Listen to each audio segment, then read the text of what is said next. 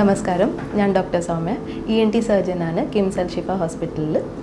എല്ലാ വർഷം May 25 world thyroid day ആയിട്ട് ആചരിക്കാറുണ്ട്. ഇപ്രാവശ്യം മെയ് 25 വേൾഡ് തൈറോയിഡ് ഡേയിൽ തൈറോയിഡ് ഡിസോർഡേഴ്സിന് നോൺ കമ്മ്യൂണിക്കേബിൾ ഡിസീസസ് ഈ കാറ്റഗറിയിൽ ഇൻക്ലൂഡ് ചെയ്യാൻ വേണ്ടി വന്നിട്ടുണ്ട്. അതിൻ്റെ മീനിങ് പറഞ്ഞാൽ മൊത്തം വേൾഡിൽ, ലോകത്തിൽ ഇപ്പം ഡയബറ്റീസ് പോലെ തന്നെ തൈറോയിഡ് ഡിസോർഡേഴ്സും കുറേ കോമൺ ആയിട്ട് പേഷ്യൻസിൽ കാണാറുണ്ട്. തൈറോയിഡ് എന്തുവാണ്? തൈറോയിഡ് നമ്മളുടെ തൊണ്ടൻ്റെ കഴുത്തിൻ്റെ മുന്നിൽ ഒരു ചെറിയൊരു ബട്ടർഫ്ലൈ ഷേപ്പ് ഗ്രന്ഥിയാണ്. മെയിനായിട്ട് T3, T4 ഹോർമോൺസ് റിലീസ് ചെയ്യുന്ന ഓർഗനാണ്. അതിന് കൺട്രോൾ ചെയ്യാനെ പറഞ്ഞാൽ തലച്ചോറിൻ്റെ ബാക്കിൽ ഒരു പിറ്റ്യൂട്ടറി ഗ്ലാൻഡ്, ചെറിയൊരു ഗ്രന്ഥി TSH വഴി T3, T4 ഹോർമോൺസ് കൺട്രോൾ ചെയ്യും. ഈ T3, T4 ഹോർമോൺസ് ശരീരത്തിൽ കൂടിയാൽ അല്ലെങ്കിൽ കുറവായാൽ അതിൽ പോലെ സിംറ്റംസ് പേഷ്യൻസിൽ കാണാൻ തുടങ്ങും.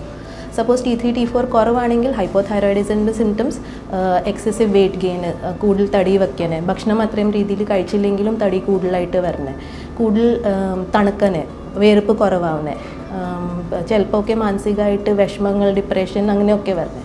ഹൈപ്പർ തൈറോയിഡിസത്തിൽ തടി കുറവാവുന്നേ, ഭക്ഷണം കൂടുതൽ കഴിച്ചാലും തടി കുറവാവുന്നേ, ഭയങ്കരമായിട്ട് വേർക്കനെ, ഹാർട്ട് ബീറ്റ്സ്, പാൽപിറ്റേഷൻസ് കൂടനെ, അതുകൂടാതെ മാനസികമായിട്ട് വെപ്രാളം അല്ലെങ്കിൽ ആങ്സൈറ്റി. അപ്പോൾ ഈ സിംറ്റംസ് ഒക്കെ തൈറോയിഡിൻ്റെ ഡിസോർഡേഴ്സ്, തൈറോയിഡിൻ്റെ ഇംബാലൻസ് ആകുമ്പം പേഷ്യൻസിൽ കാണാറുണ്ട്. ഇതിനൊരു ചെറിയൊരു TFT, തൈറോയിഡ് ഫംഗ്ഷൻ ടെസ്റ്റ് ചെയ്താൽ നമുക്ക് മനസ്സിലാവും തൈറോയിഡിൻ്റെ ഹോർമോണിൻ്റെ ബാലൻസ് ശരീരത്തിൽ എത്രയുണ്ട്. T3, T4 കുറവാണെങ്കിൽ, കൂടുതലാണെങ്കിൽ അതിൻ്റെ ആ രീതിയിൽ ഹോർമോൺ സപ്ലിമെൻറ്റേഷൻ, കുറവാണെങ്കിൽ തൈറോയിഡിനെ ഗുളികകൾ കഴിക്കാം, പ്ലസ് കൂടുതലാണെങ്കിൽ ആൻറ്റി തൈറോയിഡ് ഡ്രഗ്സ് കൊടുത്തിട്ട് ആ തൈറോയിഡിൻ്റെ ഹോർമോൺസ് ശരീരത്തിൽ ഈക്വലായിട്ട് കറക്റ്റ് ആക്കാൻ വേണ്ടി ട്രൈ ചെയ്യാം. തൈറോയിഡിൽ പിന്നെ മുഴകൾ കാണാറുണ്ട്, ഗ്രന്ഥിയിൽ മുഴകൾ. അപ്പോൾ ചിലപ്പോൾ ഈ മുഴകൾ ക്യാൻസർ ഉള്ള മുഴകളാവാം, അല്ലെങ്കിൽ ക്യാൻസർ അല്ലാത്ത മുഴകളാവാം. ക്യാൻസർ അല്ലാത്ത മുഴകളിൽ ഹോർമോണൊക്കെ ശരീരത്തിൽ നോർമലാണ്, മുഴകൾ ഭയങ്കര ചെറുതാണെങ്കിൽ അതിനൊന്നും ചെയ്യാനില്ല, ജസ്റ്റ് ഒബ്സർവേഷൻ അല്ലെങ്കിൽ ഫോളോ അപ്പ് മതി. പക്ഷേ ക്യാൻസർ ഉള്ള മുഴകളാണെങ്കിൽ അതിന് സ്പെസിഫിക് ട്രീറ്റ്മെൻറ്റ് പറഞ്ഞാൽ സർജറി ചെയ്തിട്ട് തൈറോയിഡ് മൊത്തമായിട്ട് നീക്കണം. ഈ തൈറോയിഡിനെ സർജറി പറഞ്ഞാൽ നമ്മൾ തൊണ്ടേൻ്റെ മുൻഭാഗത്തിൽ ചെറിയൊരു മുറിവ് ഉണ്ടാക്കിയിട്ട് തൈറോയിഡ് മൊത്തമായിട്ട് നീക്കാറുണ്ട്. ചിലപ്പോൾ ഒരു ഭാഗത്തിൻ്റെ തൈറോയിഡ് സസ്പീഷ്യസ് ആയിട്ട് ഉണ്ടെങ്കിൽ ആ ഭാഗത്തിൻ്റെ തൈറോയിഡ് ലോബ് മൊത്തമായിട്ട് എടുക്കാറുമുണ്ട്. അപ്പോൾ തൈറോയിഡിൻ്റെ ഒരു ട്രീറ്റ്മെൻറ്റ് ഉള്ളി ക്യാൻസർ ഉള്ള കണ്ടീഷനിൽ മാത്രമല്ല, ചിലപ്പം പേഷ്യൻറ്റിന് കോസ്മെറ്റിക് റീസൺസ് കാണുമ്പം ആ തൈറോയിഡ് വീർത്തിരിക്കണേ, അല്ലെങ്കിൽ പ്രഷർ ഇഫക്ട്സ്, ഭക്ഷണം കഴിക്കുമ്പം ബുദ്ധിമുട്ട്, ശ്വാസം എടുക്കാൻ ബുദ്ധിമുട്ട്, ആ കണ്ടീഷൻസിൽ ചിലപ്പം നമുക്ക് തൈറോയിഡിൻ്റെ സർജറി ചെയ്യുന്ന ആവശ്യം വരും.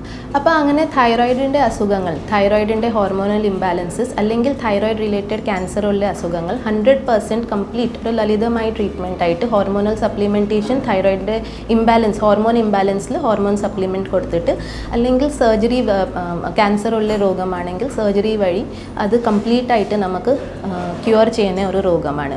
ഇപ്പോൾ റെഗുലർ ഇൻ്റർവെൽസിൽ തൈറോയിഡിൻ്റെ ഹോർമോൺ ടെസ്റ്റിൻ്റെ ബ്ലഡ് ടെസ്റ്റ്, തൈറോയിഡ് ഫംഗ്ഷൻ ടെസ്റ്റും, പിന്നെ അത് കൂടാതെ നിങ്ങൾക്ക് എന്തെങ്കിലും തൈറോയിഡിൻ്റെ ഗ്രന്ഥിയിൽ മുഴകളായിട്ട് സസ്പീഷ്യസ് വരുവാണെങ്കിൽ അതിൻ്റെ ഒരു ട്രീറ്റ്മെൻറ്റിന് വേണ്ടി ഡോക്ടറിൻ്റെ അടുത്ത് കറക്റ്റ് ടൈമിൽ എത്തണേ.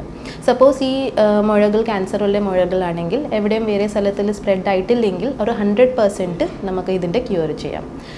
അപ്പം ഒരു റെഗുലർ ഇൻ്റർവെൽസിൽ ട്രീറ്റ്മെൻറ്റും അതിൻ്റെ രീതിയിൽ ഡയഗ്നോസിസ് ചെയ്യുന്നത് അത്യാവശ്യമാണ്.